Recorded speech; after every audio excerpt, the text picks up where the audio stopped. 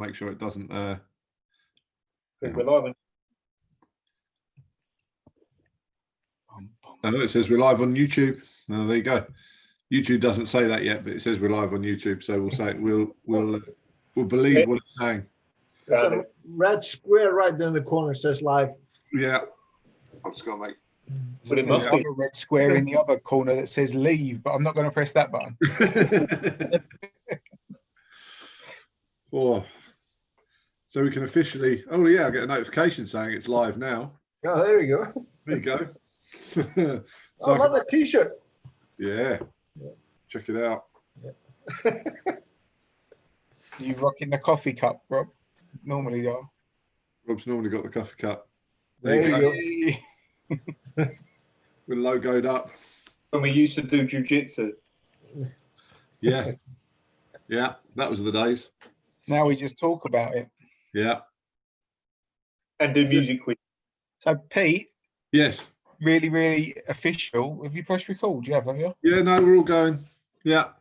Is what's it? Are you actually recording the Zoom as well? Do you do that anymore? No, what I've done is I've started doing the YouTube live, and then I've started converting the file because it converts to an MP4, so then we can use it on Spotify. Ah, cool. So, It's really complicated. I'm just going to sit here for a minute and let Halldor. We've got to let Pete do his professional introduction because this is like the highlight for me. Oh. Is that because you don't have to say anything? Yeah, just go on. Okay, then we'll do our professional introduction. So tonight on the podcast we have Halldor, who is the head instructor and owner of 5 Aces Jiu Jitsu and black belt under Master Pedro Sauer. There you go. It's a professional introduction. It's like being famous. That's when the professionalism stops. That's it. Done. There you go. Halldor's watched enough of these to know that's it. Done. I'll let Dave Porter online as well, saying hello. Oh, nice, Dave. Cool. Mr. Porter. I'm not joking when I said I'm not asking the questions tonight, Pete. We think we'll just have a silent. I'm just going to do the Rob this week, and I'm just going to sit here and watch. Paul Hilda's here as well. Now, since David is watching, then I just had a private lesson earlier because nobody else showed up. So we're working on the famous David Porter guard break. Ah, And there you go. there you go. And Thorhildur, she came in late, and she was like, "So what did you do to class today?" Like, I did David Porter guard break. And she was like, "What is that?" You've seen it many, many times. We always talk about the David Porter guard break. We've adopted The one he stole from Professor Sauer. Yeah. We've adopted the same thing as you do, though, now that we just use the name of the person who showed it to us to tell people what it is. Much easier. So Caroline's first jiu-jitsu lesson was with you, Halldor, and the only guard pass she ever remembers in the guard break is the David Porter guard break. Yeah. It's the best. I'll look on a second on the chat, and Dave will go, "What do you mean? What David Porter guard pass?" No, Dave will remember the day that he showed it, the time that he showed it, what the weather was on the day. You know. Yeah.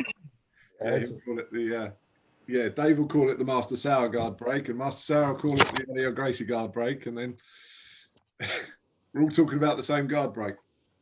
So I think Halldor's our first guest who is now out of lockdown, right? Yeah. How is it? How is it getting back on the mats, Halldor? It is freaking awesome. It is just really good to be able to feel this discomfort again. I missed that being back on the. Well, you guys know you've been out of the game longer than I have. But just the feeling and the good feeling being beaten up by another person is just the best thing ever. Yeah. We can only imagine. Yeah. So how long were you in lockdown for, Halldor? Yeah. Evening. Maria Rose, how are you? Rose? You're famous. You're now famous across the globe. Yeah. She's going for a sleepover with a friend. So. Nice. Nice. That was Got your bag packed and everything ready to go. I love it. So is everyone back? The judo academy guys, they're all back. That's the Bill, Rob, or Pete.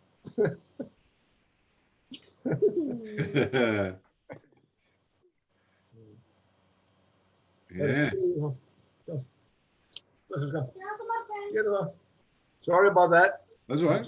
Problem. Family thing. It's a family show. Yeah. It's all good. It's all good. So that everyone's back, Judo Academy, everyone. How long have you been back? How long have they let you back? About 2 weeks. Okay. What was the first submission you got? My first submission ever, or after the After the lockdown? Oh, that would be that I was caught in Ezekiel. That was the first one that was caught on me. So, and the first submission that I caught was probably just being annoying. So they tapped out. Just playing the fat guy. I'm going to be able to do that really well after lockdown. Yeah, it's the best. Say again, Rob. I said, I think we all are. Yeah. When I've got my working desk about 2 meters from the fridge, it's just no good. It's like working at the trough, is it? Yeah, exactly. I just reach out. So, Halldor, tell us something exciting. The world's gone to shit, but you already know that. It's not in the news. It's just, I don't know, something exciting. Fuck. I know. He says that to us every morning, and I'm like, I don't know. Yeah, same thing was yesterday. There's basically nothing exciting happening anymore. Yeah. So as I look forward for like what might happen here, because obviously we've all talked about it, but the guys from the club won't have seen it and things like that. Like, what are they doing to? What are the rules around like jiu-jitsu? Obviously, you guys can roll and you can do everything. How are they doing it? Are they doing like the track and trace thing? Like, if one person gets sick, are they then following that up, or like what's it like after lockdown? Well, we are quite lucky because of the size of the island. So everybody was basically tracked down really fast, and a lot of people went into voluntary isolation. So because of that, this just kind of a tough 6-8 weeks, but everybody's just getting on with their normal lives. Nice. I think the news was that about 1,000 people in a voluntary thingy, and no new cases for the past 3 or 4 days. Yeah, that's great. It's been one and one popping up every 4 days or so, maybe 5 days. But it's pretty good. One day we'll all be there again. And they are opening up Iceland in 10 days. Everybody's getting swapped on the way in, and it's going to cost each and every one about 90 quids. Okay. So if you bring your whole family, it's a shitload of money. I'll take that. I think people are paying it though, just so that they can go on holiday, because people are going stir crazy at the moment. Nobody's going to cancel their holiday because of, that's 4 people. That's what? Probably easier to go to Iceland and get tested than it is to get tested at home at the moment, to be honest. True. Here's an idea, Pete. Fly over, get yourself tested, and you'll be fine. Don't tempt me. I'm on my way. Yeah. Yeah. Yeah. Halldor, come on, we're doing jiu-jitsu then. So what started you in jiu-jitsu? Oh shit, that's many years ago when I was a young man. I was. You guys remember Johan? Yeah. Used to train with him. He had done some jiu-jitsu in the States because he was at some forensic academy over there. And he had learned a little bit of Brazilian jiu-jitsu, and he knew some small circle jiu-jitsu, like the Wally J thing. Yeah. And he was, and we were working together. He was like, poke me. And I'm like, yeah. And I want to go, boing. And he grabbed my finger, and I screamed. And that was, and I was hooked from that day on. I can imagine you two like Laurel and Hardy. Then we had to go. We going for lunch probably the same day or whatever, and we saw somebody that was, he was high basically and had some drugs on him, and Johan just did something and he was like screaming. I think it was just a wrist lock or something like that, basic. And I was like, shit, where can I learn that? And that was, sold. Got finger locked and saw a wrist lock the same day. And I was just sold. That was it. That would have been the probably the spring of 2008. Okay. Summer of 2008, Rob Levy came to Iceland. And in December 2008, Professor came in the cold to Iceland. And that's where the easy thing happened. Oh, your really easy blue belt test. Yeah, yeah, we do not mention that ever again. At least, but just tell the story. Angle. Heard it. You were saying? You got to tell the story because not many people have heard it. Oh, everybody heard the story, but here it goes. I remember I was. How did it begin? Well, anyways, I was speaking to Manganello about just testing generally. It was sometime before my got my blue, maybe 2-stripe blue, and just talking belts and promotions generally. And somehow that slipped that I thought my blue belt test had been quite easy. I thought, and Manganello said that is never going to happen again. So when I tested for my purple, I was cramping up in about 90 minutes, and it was like a 3-hour test. And it was like the best day of my life, but I don't remember what happened during the seminar on Saturday and Sunday. I had no clue. But the same thing happened to you guys after the testing with Mike. No clue what happened at the seminar. No, we were saying that to Mike last time when we spoke to him the other day. We were just saying, like, I don't remember anything. Yeah. All I remember is him coming up to us at one point and going, "You guys are done, aren't you?" And we're like, yeah. I remember the warm up, and I remember the Brett Cutter choke and the setup from the Americana from the side. That's about it. Oh yeah, fuck, and the butterfly counter from Mike's when you're doing that Elvis like hip thing. Boom. No. That's a really, really cool move. Oh, you'll have to show us it. Yeah, we need to see that. I don't remember it. That's the next seminar sorted then for when you come over. Yeah, there you go. That's I remember finishing the grading and then rolling with Mike, and all I remember was tapping hands with him and then tapping at least 2 seconds afterwards. I don't remember anything else. Well, that was a good day, though. That was a hard fucking weekend, man. How many we spent at least 5 hours on the mat the day before you did the test. We had the Friday night as well, didn't we? Yeah. I didn't go to the Friday night. I was working or something. We ran through the whole thing the day before, didn't we? I think that was a Thursday. I think we went through on Thursday with you. Then the Friday we were at Dave's. Saturday seminar and Sunday test, and then Sunday seminar. Yeah.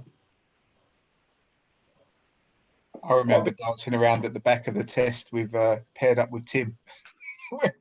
We didn't know what we were doing because we just started. Brilliant. Yeah, that was good. Great. Good. Very good. And then there's obviously been some more tests since then, Halldor.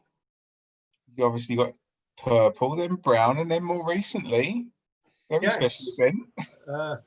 I had the honor of being awarded my black belt by Professor Sauer and Mike Corrihan, Mark Kukro,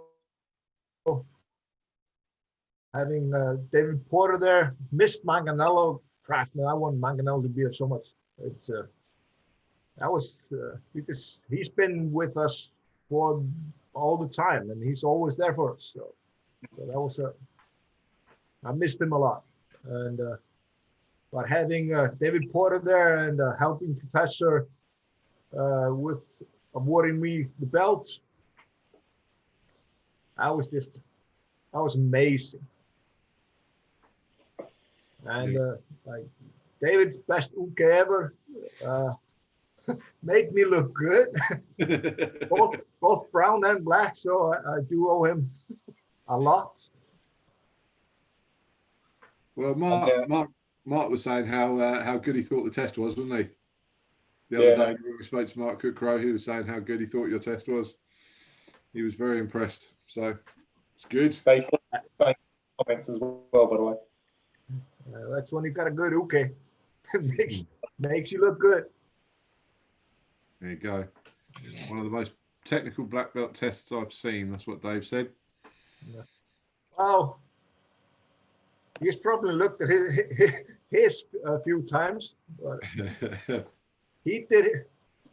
I think he said he did all of his black belt in what, less than 12 minutes, was it? Oh. Yeah. Wow. I'm sure he'll answer in a minute. Yeah, he'll probably, because he's on the time lag with YouTube, he'll probably let us know in a minute. So you recently started your own school in Iceland. Yes. 5 Aces. Where does this name come from? Oh, like you don't know. Pete, where's the tattoo? Hang on. Oh, look, because I've got the Manganello shirt on. I've got the long... I can't... The guns are too big. Look, the guns are too big. There you go. There it is. With the little Gracie. Well, I've got Halldor's Academy on my arm. The story is same as Pete's. Best name ever. Professor was talking about jiu-jitsu being like playing poker. And because you want to hold your cards up close and don't show you all your opponents, all your 5 aces. And I thought that was, I said, if I'm ever going to have a club, that's going to be the name. Then I had the idea of having a professor's laboratory, but that's more HQ, the headquarters. Yeah. That's definitely the laboratory. Yeah. By the way, Dave Paul replied with his times. And he said 11 minutes for the test and 7 minutes for rolling with 3 black belts. There you go. It's time efficient. Yeah, that's it. Exactly. It certainly was. So how many guys you got training now? on regular basis around I would say like 10 people coming up on a regular basis, but overall, I'd probably count like 15, 16. That's good. Really nice start. And some of those people will know, right, from training from before. Yeah, a lot of people enjoy the Pedro Sauer way because it doesn't require the physical part as much as competition BJJ. Mm-hmm. Even though what Professor does is, well, he really really doesn't care. He just wants you to learn the Grandmaster's curriculum, and but you can do whatever you want. Basically, you can do barimbolos and stuff, but you just need to focus on his curriculum: white to blue, blue to purple, master's text. Get that into the curriculum. Have fun. Having fun is important. That's right. No, definitely. So, Halldor, remind me, are the police officers armed in Iceland? Guns? Yeah. No, like pew pew pew pew guns. No, we're not. We do have access to the firearms if needed, but hardly ever do. Yeah, because I think like with the the master text, and it's the gun. It's just the fact that we don't really know how guns work in the UK because we don't have access to them. And like you need to learn like about how the gun works before it kind of makes sense how you grab the gun to kind of stop it from working. And I mean, do you have a similar challenge at all in Iceland? Do we have similar? Do you have similar challenge, like where people are just like completely unfamiliar with the weapons? How do you get around that challenge of the fact that they don't know how the gun works before you can make the techniques make sense? Well, it comes up like this from the box, and you turn it and you aim it. Yeah. Water pistol before, Bill. Yeah, no, but you know what I mean. Like some of the defenses, like you know, if I remember back to when I was a kid playing with toy guns, it was like the little revolvers, so that it was the little cylinder that would turn. But like with the slide bar on the top. I mean, I don't even know what I'm talking about with those kind of things. But that's where you have a good training partner like David Porter, because if you look at the master's text, I think they do have the revolver in there. Really? 6-shooter. So the techniques changed a little bit from the book until today, when you got like the Glock with the sliding barrel, you got the other ones with the hammer in the back. So kind of it's kind of different between what kind of weapon you're dealing with. And do you find like when you're teaching weapons defenses, people, they prefer playing with the guns, or they what are they more scared of, the guns or the knives, or what's Well, people are just first of all, do we need to do this? Yes, you need to do it because this is what you need to learn before if you ever want to get to that level of testing for your black belts. And it will come. Well, you don't have to learn it all at once. It will sink in over time. We're doing this over for the rest of our lives if we're lucky. So the first 10 years, it just, oh yeah, I know how it works. And from then on, you're just polishing your moves. And you get better every day. Every time you work it a little bit, go to Professor or Mango or David Porter, Mike Horihan, and they all have some kind of a different approach, a little bit. Depends on maybe body types, what kind of gun, what kind of knife. and so forth. And like you guys know, especially Pete and probably Rob as well, in the like stripping a knife or stick in the Kali thingy is totally different than from what says in the master's text. Mm. Yeah, we spoke to Mark last week, didn't we, a little bit? Because he's got a little bit of sort of Filipino martial arts background and stuff, and it was quite interesting, his take, wasn't it? Yeah. He was saying about he was saying that the Gracie Jiu-Jitsu stuff is all like preemptive, so it's before they draw anything. So the whole idea with the Gracie tech, the master text, is all the stuff is pre the weapon coming out mostly, whereas the Kali and everything else was more once it's already out, or that you're both trying to kill each other with a knife. As you do. Yeah, to be fair, that doesn't happen quite so often. No, in the Philippines maybe. Then and this what I thought was really funny in DC in November when we're talking about like swinging the stick coming in, the big swings. Professor was going, yeah, because in the old days they used to come at us with chains. I was like, what? Yeah, they were swinging chains. And that's where that comes from. Like, but nobody, don't see anybody swinging, going to a fight with a freaking chain like in the gangster movies from the 1980s. I think it's somewhat out of fashion. Something you've seen where like Stallone or somebody do in the movies.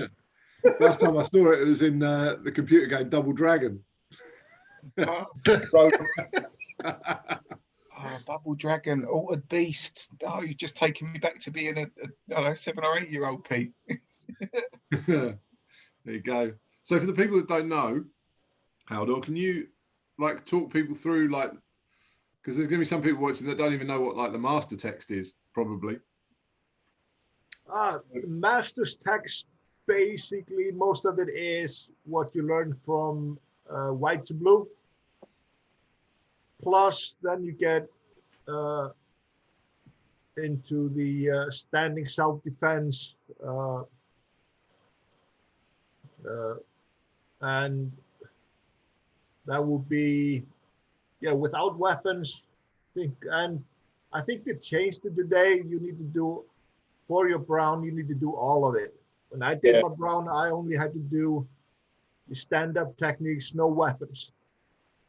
Was that 55 moves? Yeah, I think so. I think it was 55 and then 77 with the weapons. I'm sure Dave will correct us in a minute. Yeah, probably. I'm just going, yeah. And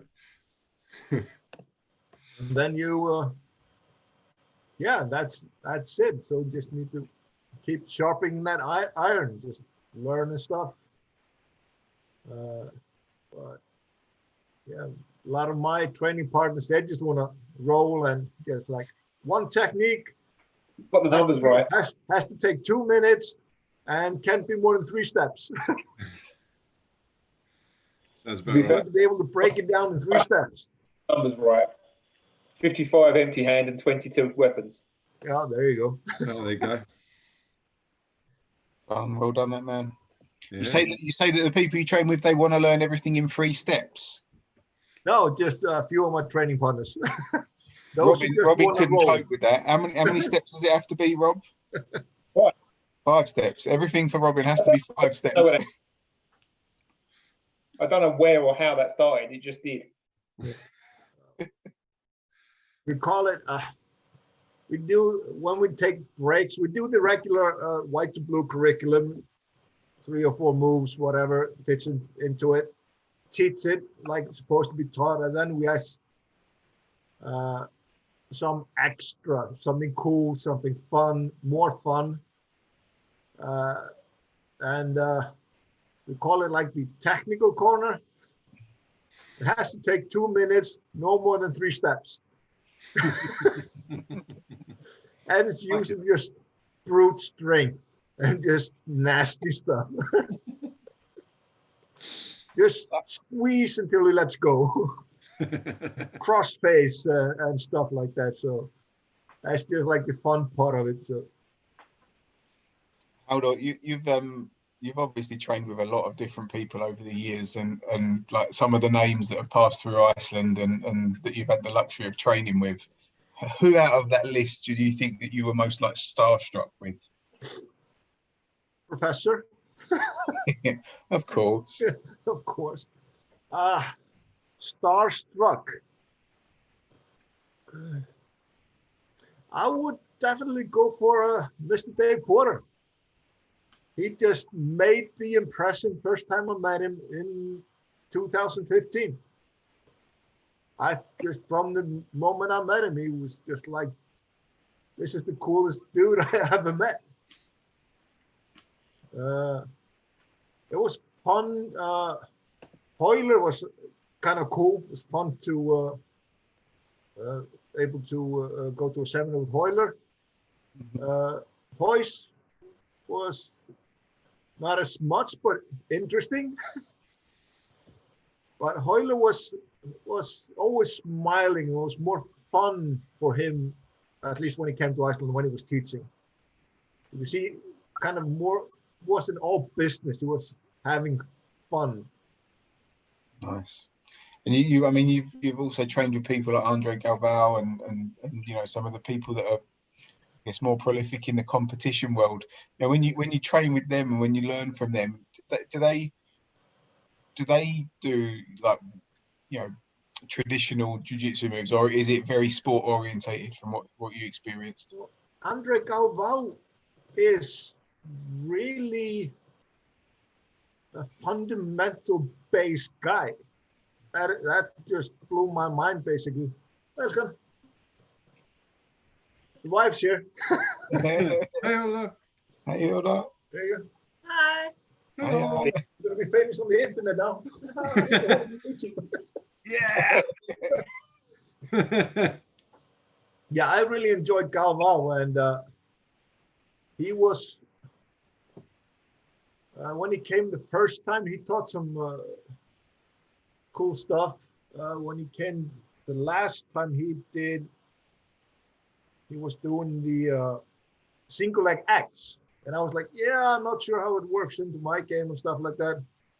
And when I had the private lesson with Mr. Porter, the gateway drug to leg locks, single leg X, and made what I picked up from Andre Galvao made that much more sense to me. Plus that, well, David Porter just explains everything simple. Yeah. That's what I need. I need simple. Oh, that's the best. Yeah. I don't remember. We can't hear you, Rob. Sometimes it cuts out when you're talking. I've got a sense that was a really good joke, though, and we missed it. Let's see, where is it? Oh, all right. You're good? Oh, yeah, I was thinking of something, just don't remember what it was. It's not the first time, and definitely not the last. So, Halldor, one of the things that always, you know, sticks in my mind from like training with you is that any sort of like arm lock or key lock, whenever you apply it, just feels like the worst ever. Is that just from arresting so many people over the years, or is that just, you know? It is no. It always comes down to, what do you say? Well, give credit when credit is due. All those tiny little details that you pick up from the Pedro Sauer black belts all over the world, all those people that studied under him, they have all those little tricks and little things that make everything better. You got big guys, small guys, skinny guys, and they have all this little thing. And when you get to key locks and all that stuff, it's just a salt and pepper on the move. Because you learn more than just a move from those guys. You learn basically all the mechanics and those little salt and pepper on the. Yeah. Whatever tips you picked up along the way, Halldor, that move is definitely working for you, because it's like hell for me whenever you apply it. What's the? I don't know if you'll know. I don't know if you'll know the answer to this, because obviously it's you, which might sound weird, but you'll understand it when I say it. There was kind of a time where you went from when you were a purple belt. There was a time when you went from purple belt just after you did your brown belt test. You were in like you were at head office. You were at a professor's place for like a week, weren't you? When you did your brown belt, you were there for a little while, weren't you? Yeah, well, did go there for a while. Well, did a sightseeing with the wife and stuff. What happened when you were on that trip? Because it went from purple belt, I felt like I could survive, and then you came back and I couldn't touch you. I couldn't move you. I couldn't do anything. What happened when you were away between that purple belt and that brown belt, where it kind of went from, oh, we can roll with Halldor, and then to just, I can't do anything. Like there's nothing I can do anymore. I have no clue what happens. I have no clue. You roll with a lot of guys, you pick up stuff, and often when you're training with somebody who's really, really good and he gives you the right pointers where to go, that just makes all the difference. Weight distribution, and instead of spazzing out and trying to do everything, just make the guy uncomfortable and just work it. If you can do the move slowly and he's not escaping, that's when you mastered it, basically. If you have to spin around and do it fast and stuff like that, that's when you're missing out. It's one of those, what do you call it, the soup analogies. If you try to like drink a soup from like way up here, you open up and you spill everything on the way. I just thought of this one 2 days ago. Like, yeah, it's like eating a soup, but you have to like get the bowl far away and you spill everything on it. Instead of keeping it close and everything tight, do it slowly. I just thought of that one right after I talked about professional soup analogy of like, instead of sticking it right in the middle, like you go for the I was just about to say that, Halldor. It's like an extension to what a professor's saying about how do you eat a bowl of soup. So yeah, it's good. I steal everything from those guys. And just put your salt and pepper on it. Yeah, a little salt and pepper. Try to do it, but I probably stole that as well. So I like it. So Halldor, you said about you know, not trying to do everything at once, and then you mentioned a little bit there about like weight distribution. When you're rolling, or when you're playing with students and other people, what's the first thing that you think about? What's at the forefront of your mind? Because we talked about concepts, right? You've listened to a lot of the other ones that we've spoken with the guys about concepts, but what's in your mind when you're doing it? When I'm under attack, against somebody that is obviously that better than I am, more physical, more technical and everything, I try to survive as long as I can and find those little holes to make my life a little bit easier. Get your little straw out.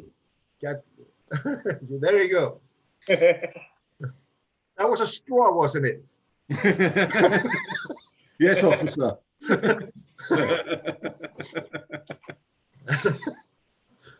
And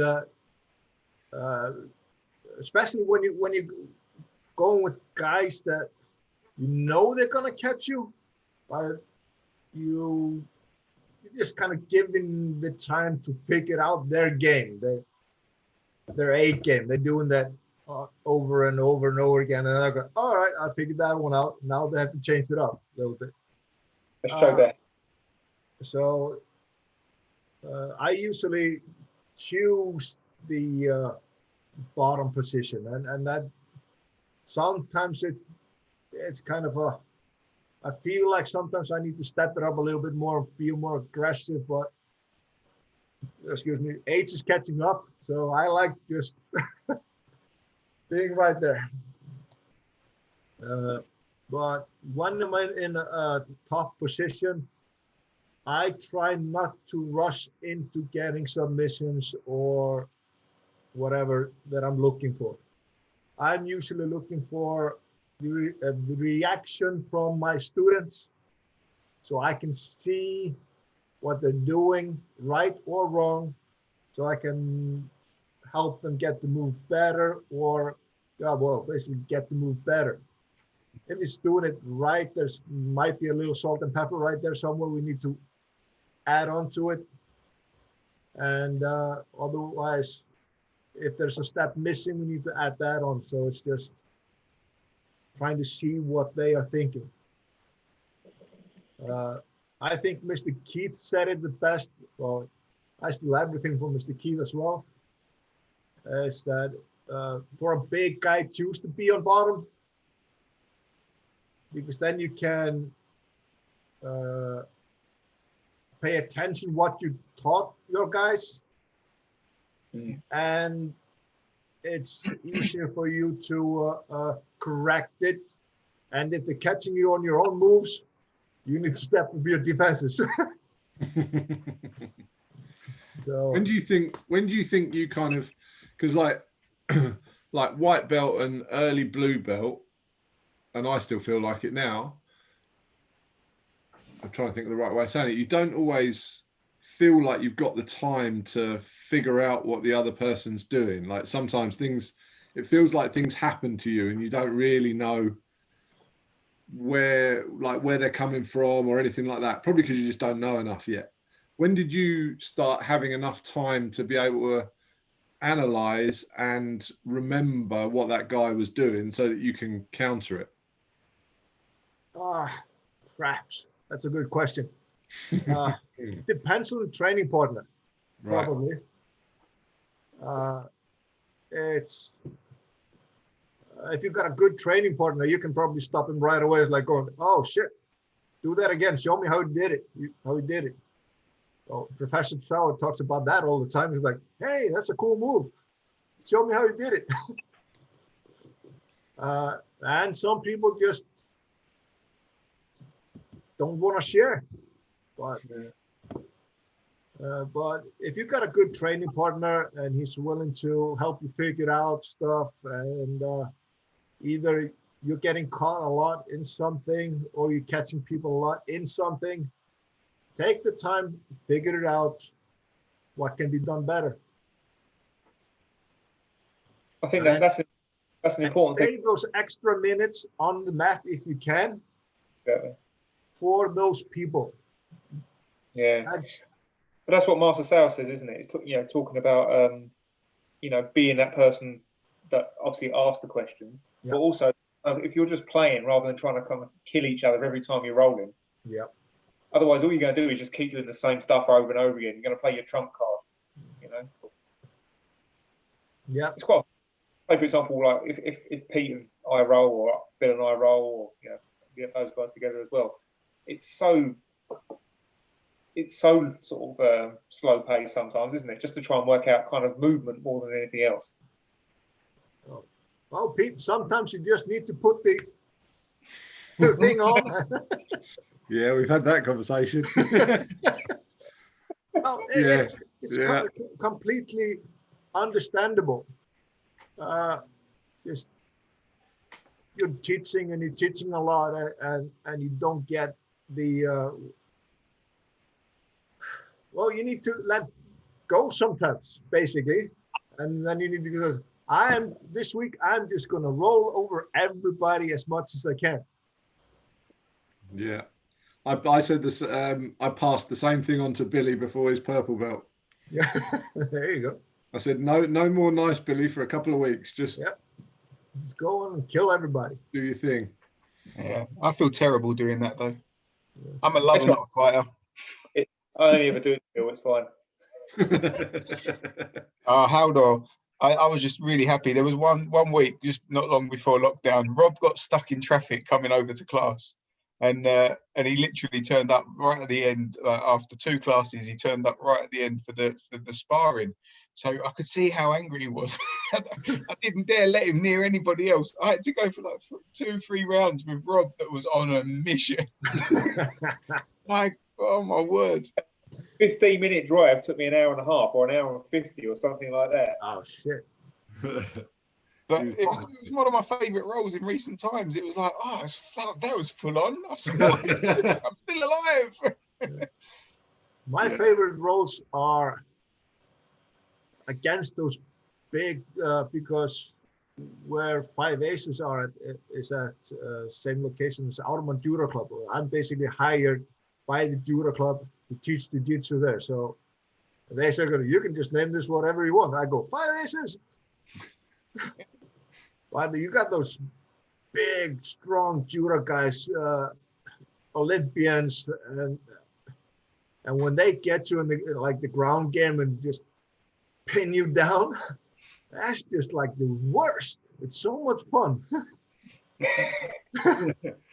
Yeah, for anybody that hasn't been stuck under a really good judo black belt, it's the best. Man, I have so much fun. Man, they just squeeze the soul out of me, and they just.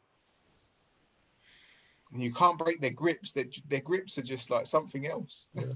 I got a judo black belt friend, and he's also a brown belt in jiu-jitsu. And we were rolling, and we were having fun. And then he looked at me and was like, "You don't roll like a big boy."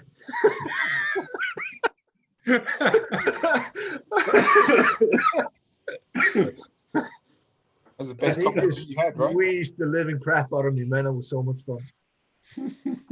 He showed up to a seminar once in a pink gi, and he's like 130 kilos. I remember him. Oh yeah, man, he is so cool. And I remember that one. In that gi, he did a cartwheel pass, and it went like over like 130 kilo butterfly, pink butterfly. Caught me in the north-south and choked the living crap out of me. That was like one of my favorite submissions. I asked that question just because, like, I can see what people are doing, but I can't figure out. I'm not smart enough to figure out the defense. So even though I know they're going to do it, I kind of go, okay, I know that's their moves. They're going to do this, and they're going to try and get to mount this way, and that's how they're going to do their arm locks. So I know all that now. I can't figure out how to stop it. But well, here's the thing. If you're getting into trouble, get your ass out of the way. Well, talking about, the sister suite, basic sister suite. Well, this comes from Mr. Keith once again. If you're being swept, jump away. Get your fucking ass out of the way. Catch him in a straight footlock while at it. So like, just get your ass out of the equation, because your ass gets you in and out of trouble. It's a good point. It's a good point. It's a well-made point. Yeah. But I think, just talking to you here, and I mean, you often hear people say about, don't be afraid to tap and just have fun, keep it playful. I still think that no matter how many times you tell people that, they care too much about not losing, not tapping, wanting to try and win. So I think when you actually give up, not give up, but when you let go of your ego and you just think, okay, I'm gonna tap, but by tapping, I'm gonna learn how they got there, how they finished that off, and where the last little bits are where you might be able to escape. And if you get tapped, well, then it didn't work, so you got to try and get a little bit better at that escape. People just don't realize that you just got to not worry about the tap, because when you're not worried about the tap, that's when you do have the mental capacity to remember and learn.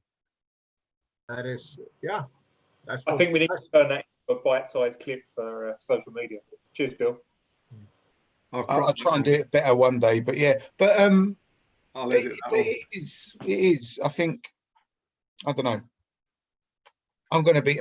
Sometimes, I mean, I go into class and I'm always on the bottom. I hate squashing the life out of people all of the time, but I do it sometimes. But I still, I don't want to tap. I'm gonna survive.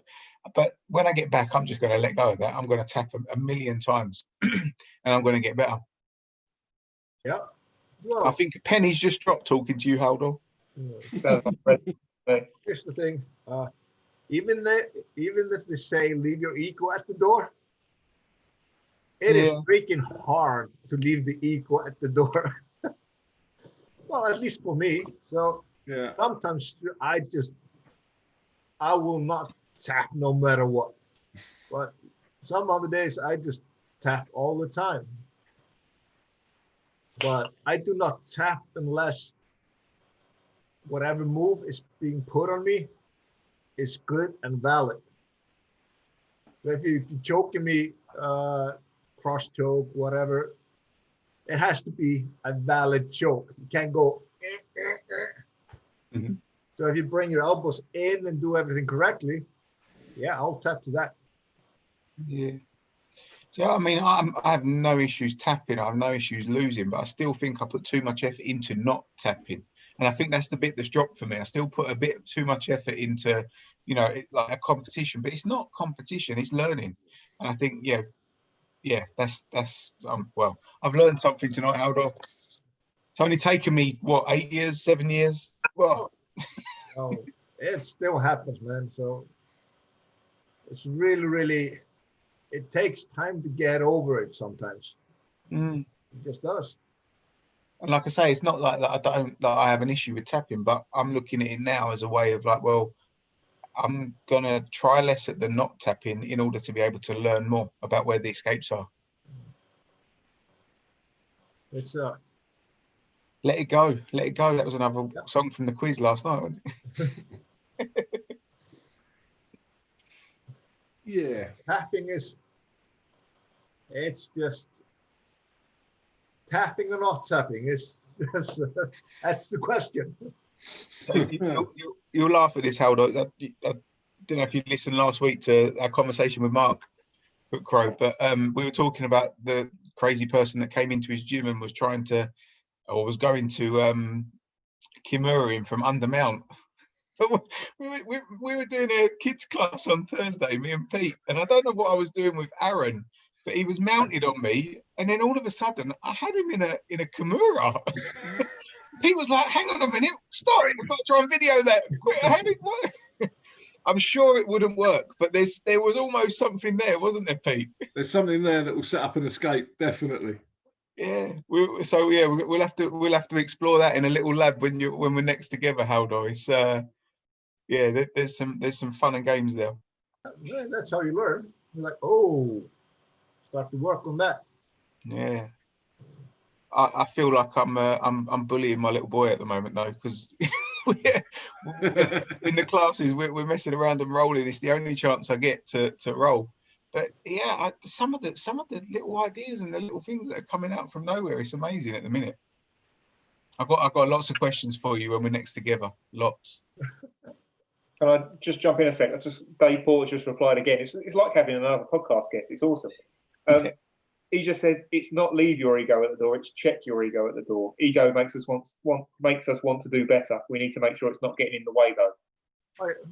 That makes sense. It's basically, I heard someone say once, like if you had no ego, you wouldn't mind just walking out in front of a bus. So how much ego do you need? Just enough to not walk in front of a bus. Yeah.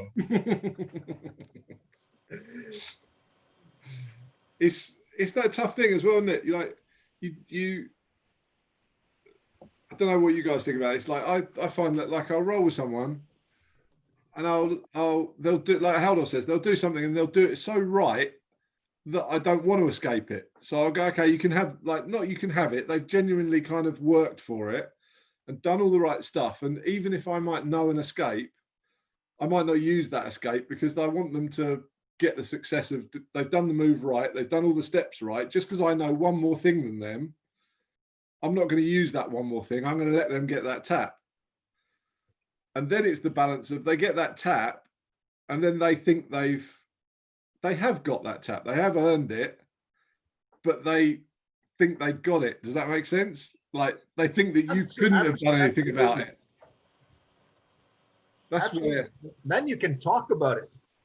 Yeah. Then you can start talking about, well, that was you did everything correctly, but the escape is whatever. And then you start to talk about the counter to the escape. So it's a win-win. You can go like, oh man, that was a great thing you did right there. Try to do it again.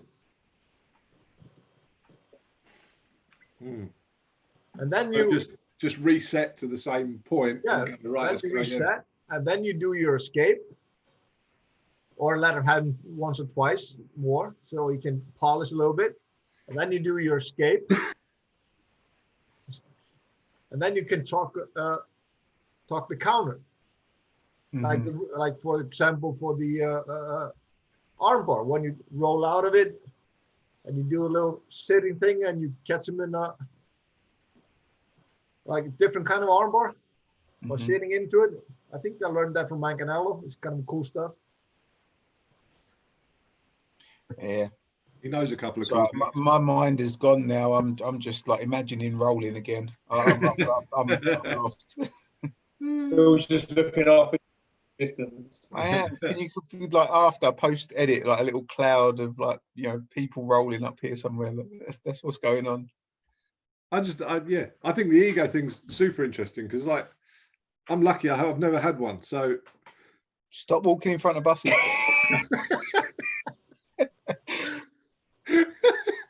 I tried.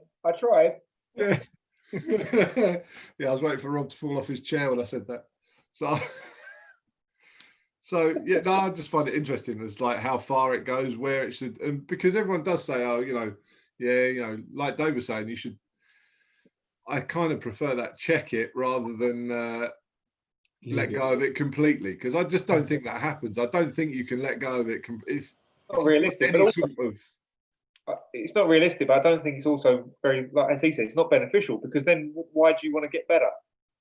You need something to drive you forward a little bit, don't you? So if you're completely devoid of it, then what's your reason to train harder? Yeah. But it's sure it doesn't get, it doesn't stop you from getting better, which is where the problem lies. Yeah. And where competitiveness and ego cross over, what's the difference between being competitive?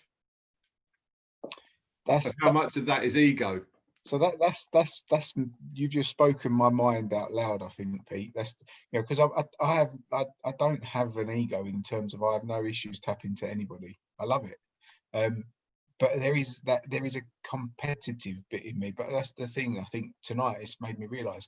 I think if I can dial down the competitive bit, which is what stops me from wanting to tap, and realise that by dialing that down a bit, it's going to give me a little bit more mental capacity to be able to work out some more escapes and some other bits, instead of going to my A game in terms of defence. I might go to my B game or my C game in terms of defence, and it might. I know now, saying it, I'm going to learn more. I'm definitely going to learn more by letting moves kind of progress a bit further, or yeah, I'm going to find different ways out, and the different ways out are going to lead to different kind of positions that's going to allow me to get different attacks. I try and think about it like thinking about it now. I'm just trying to think how I try and balance it, in that I think competitive is that I always want to do my best. So when I'm rolling, I want to be either the best rolling partner, or if I'm rolling with someone that's better than me, I want to do my very, very best. But then you shouldn't be hurt or upset about it when you don't succeed.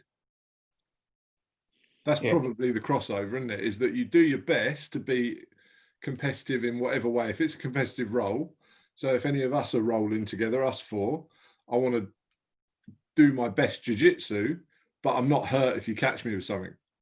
My ego is not damaged by you getting me. I'll be upset with myself if I don't do my best jiu-jitsu.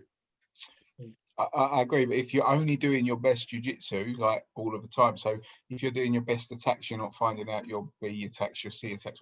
If you're doing your best defenses, you're not finding out like like Mike Corrihan says about, at what point can you kind of throw the spanner into the works and it's still, stop the machine, stop it working. There's something that's clicked for me tonight in terms of just dialing that down and but like in 10 episodes. Here's something. Does it matter? 10 episodes, yeah. Does it matter which belt level it is? Because if I'm rolling with Halldor, he's going to get me anyway. He's going to get me regardless. So shouldn't I do my best defense? Because he's going to get me eventually. I don't need to leave an arm hanging out for him. I don't need to leave things for him. Maybe that's the clue. We just leave it out there, and it might he'll go for it, and there's our escape. Like, I don't need to leave things for him. He'll get them whether I want them to or not. So maybe my best defense is still the best thing I should do. He'll get me anyway. But if I roll with a white belt, then maybe I should leave my arm hanging out now and again, which I do now and again. You should, and I do. But maybe it's belt level dependent as well. Yeah. If you're rolling with David Porter and he leaves the arm out there, it's a trap. Yeah, exactly. Yeah, exactly. That is But I think, like, even with the white belts, though, I don't think I'd be so blatant always as to just like leave an arm out. I think it's better for them to learn from like body cues.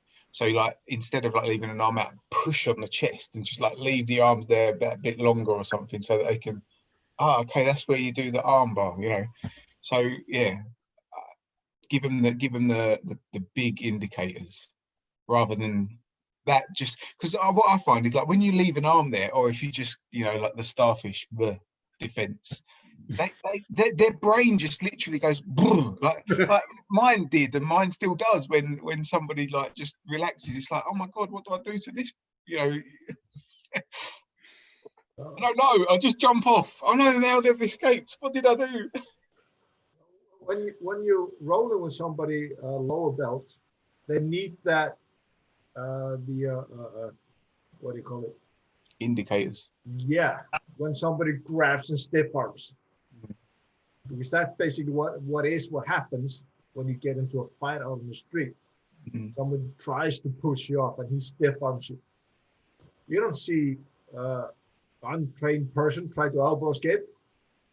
He's going to try to push you off. Yeah. So is that's the way you go with your white belts, is that you'll give them the self-defense indicators when you're rolling more than anything else, more than just, oh look, an Americano. Oh look. Oh look. Oh. Hey.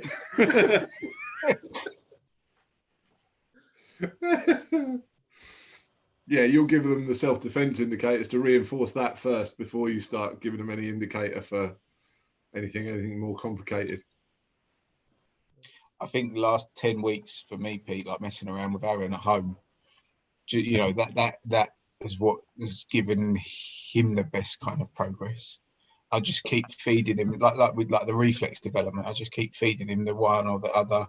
Every now and again, if Connor walks past me, I'll just grab him on the shoulder and before it would take like 5-6 seconds before he did the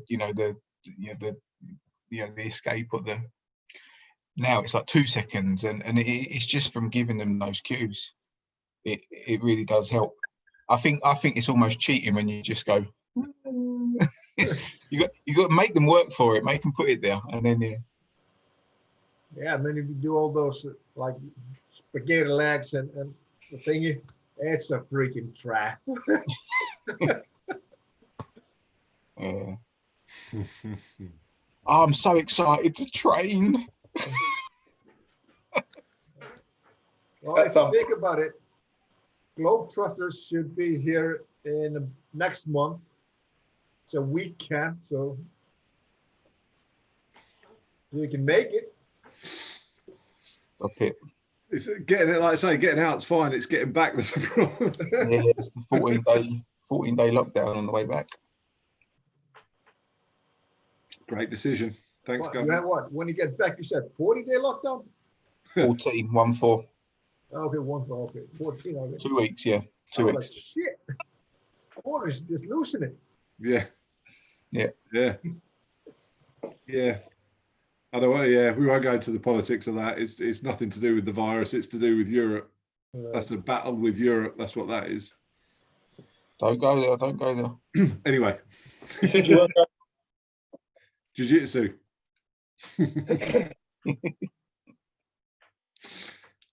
So how long does the black belt black belt test last when you're doing it? Because you did yours, it was like summer camp, wasn't it, or autumn camp? The test, it was probably about like 25 minutes, if I remember correctly. And yeah, that was, and some, yeah, 25 minutes probably. But if David's watching, he probably has it down to every second. Then it was so fun to have David. That's my partner. Because he was going, so if we stand like this and we're just moving me around, now they can see the whole thing. This is the best angle for them to see it. Now we're doing like the haymaker punch defense. We're like throwing over. Yeah. Like, this is the time when we sell it. You just you got the whole production value as well. You've got the right angles, the camera shots. Everything was so much fun. Did he do slow motion as well? Did he slow time? He probably did. Did I tell you? I probably did when he was helping me out for my crown. I did a private lesson with him, and we ran through the whole curriculum. He said it was 4 times. I only counted 3, but I take his word for it. But and we're working on the haymaker swing with the throw, and he came running, came the punch. I caught him, tossed him over, and he just went a flip and landed on his feet right next to me. Like nothing ever happened. He just stood there. I was like, so we tried to recreate that. Yeah, I couldn't do it. Well, it's the trick is just, well, the one that's doing it, how to start it, he just goes down, bends down to 90 degrees, and the one who's practicing the move, like the swing, doing the swing, just practices roll over back to back and go over. Then you add the other details in a little bit later. And also the guy who's working the move, he has to duck down below the opponent's belt. So the what do you call it? Perhaps don't remember. Crash English. Which one? The pivot point. Right. Yeah. To bring the pivot point down so the tumble over becomes smooth. See that was a perfect example of what Guinness does to your brain, right? Well, they say that in 1 pint of Guinness there are 500 words. I'm almost out. Oh, that's all you were missing. Just one more sip and you'd been fine. I was going to remind you in Icelandic what it was, but mine's a bit rusty because we haven't been out there for a while. Yeah. Well, also talking about Dave, remember the Iceland thing, taking somebody to the bakery? Yeah. Basically means beating somebody up. So today is the International Donut Day. Yeah, I saw Dave's post today. David was doing a live on Instagram, and he was talking about his donut and stuff like that. And I just threw in there, but I'll take it to the bakery. And he explained to the whole world what it meant in Iceland, and promised that he would take it to the bakery as well. He's gonna whoop my ass. Yeah, but that donut did look good. Yeah. That looked really good. I was like, oh, I need a donut now.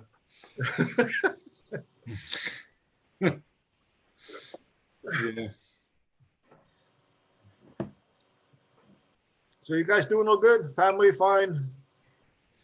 Thankfully, we're okay. yes. But 12 weeks now, Yeah. and the cracks are starting to show. I think we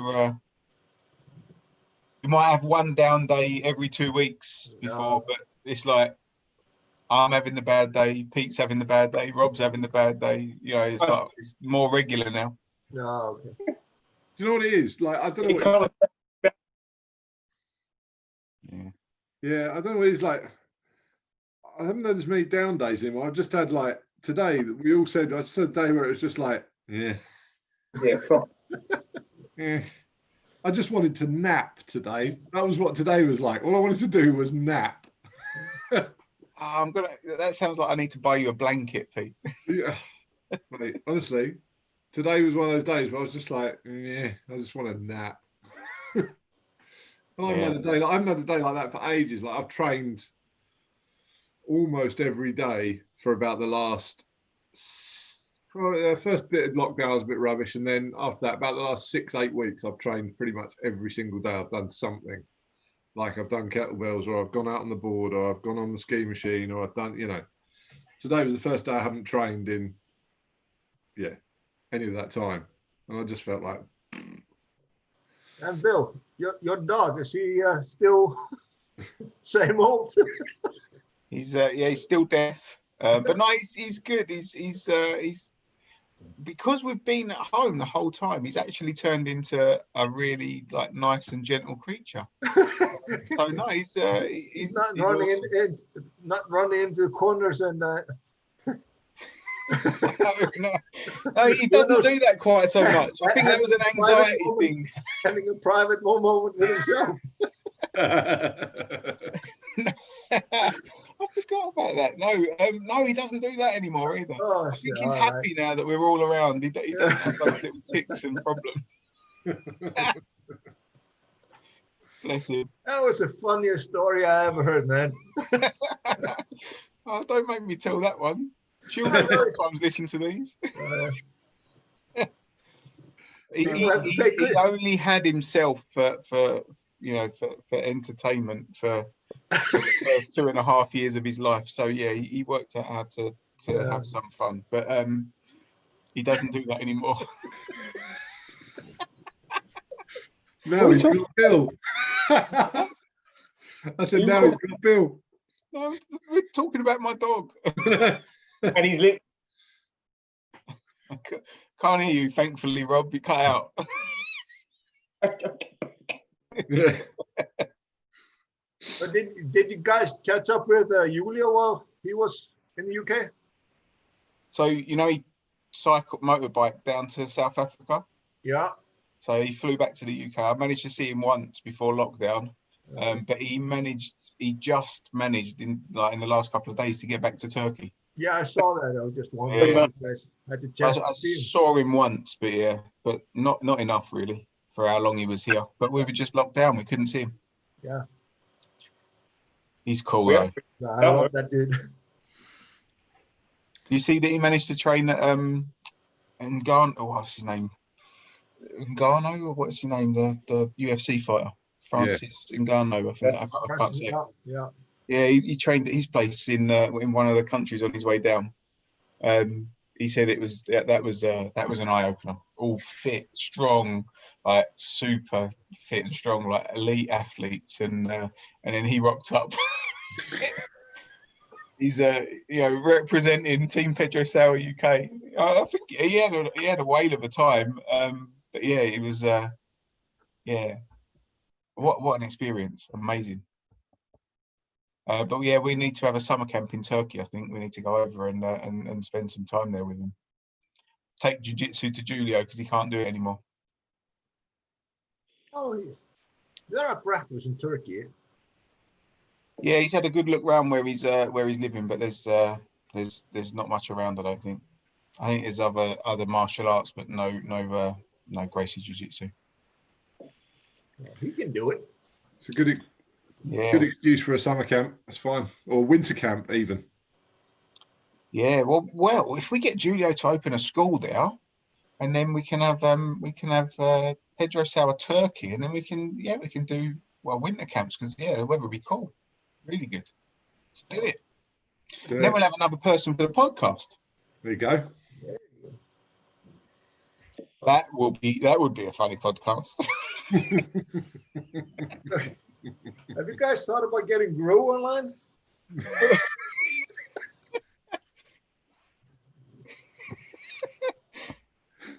No. That's the bit I'll edit out. No. Yeah. The live connection just dropped, did it? Oh, welcome back. What happened? Oh, sorry. Sorry about the small intermission there, but don't know what happened there. No. It's been. I mean, we've obviously spoken to some of the people that we've met before. A couple of guys that we've never met before. It's interesting to hear everybody talk about the different black belts in the association. I think you've met more than us, Halldor. But it's amazing how it always goes back to those original kind of, the original 10 or 12 that trained with Master Sauer in Utah, and I'd love to meet some more of those guys. That'd be awesome. We can do a road trip to Utah, Unified. I really need to go there, see Mike up in Salt Lake, up in Park City. Drive to Keith, end up in Seattle or Bellingham for David Porter. It'd be a cool road trip right there. I think, that'd be awesome. We should hire one of those big. We should hire one of the big RVs. Yeah. Now we're talking. I'll drive. I'll be your driver. Yeah, I'll drive as well. I don't mind that. Yeah, big RV, like 6-berth RV thing, and just cruise around. I need to retire. That'd be nice. I am retired. That's what's happened. It's not that I haven't had a job, it's just I've retired. I could have a job, but I choose not to. Yeah. I could have a job, but the virus chooses that I don't. The wife is making all the money. There you go. So Halldor, random question for you, right? Some people have this crazy idea that you shouldn't wash your jiu-jitsu belt. What's your message to those people? Wash it. You don't lose your power, do you, Halldor? No. So it's not like... Yeah, you should wash it on a regular basis. Doesn't have to be all the time, but on a regular basis. See, people, we give you education as well on this podcast. Also, it is really, really warm outside. Well, I've heard if you just hang it outside, the sun is a natural bleacher and kills bacteria in the belts and the gis and stuff like that. Mm-hmm. During the winter time, I throw it out when it's like freakishly cold, leave it there. And Rob like rubs and scrapes his belt to try and make it look older than it is. What's your advice for that? Is that something you should do or not? Yeah, I just buy old looking belts. I don't do the scrubbing thing. It takes too long. Just buy I do not do. He uses his belt to clean the cement mixer out.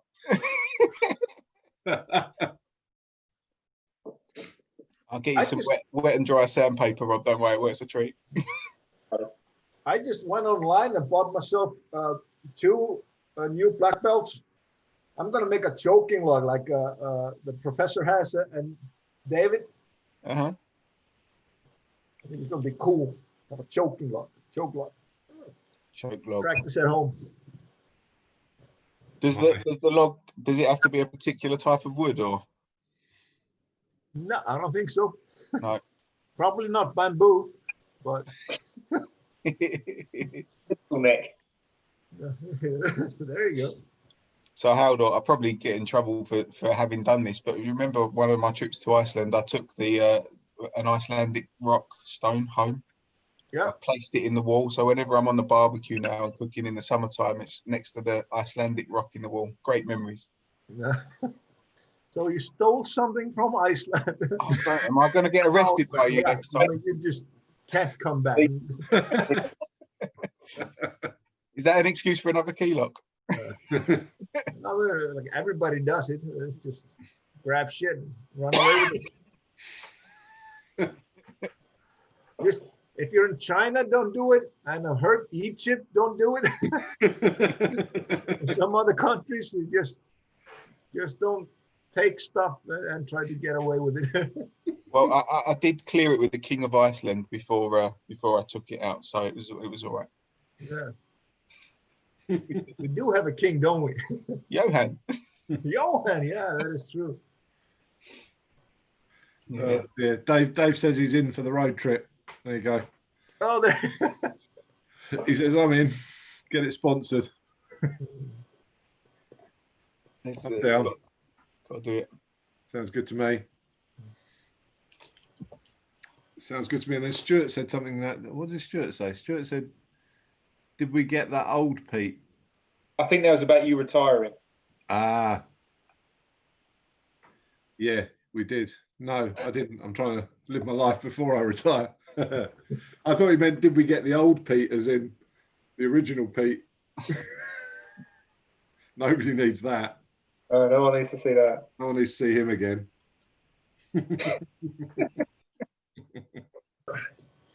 This 2.0 version's a little better. A little bit more chill. A little bit more mellow. Yeah.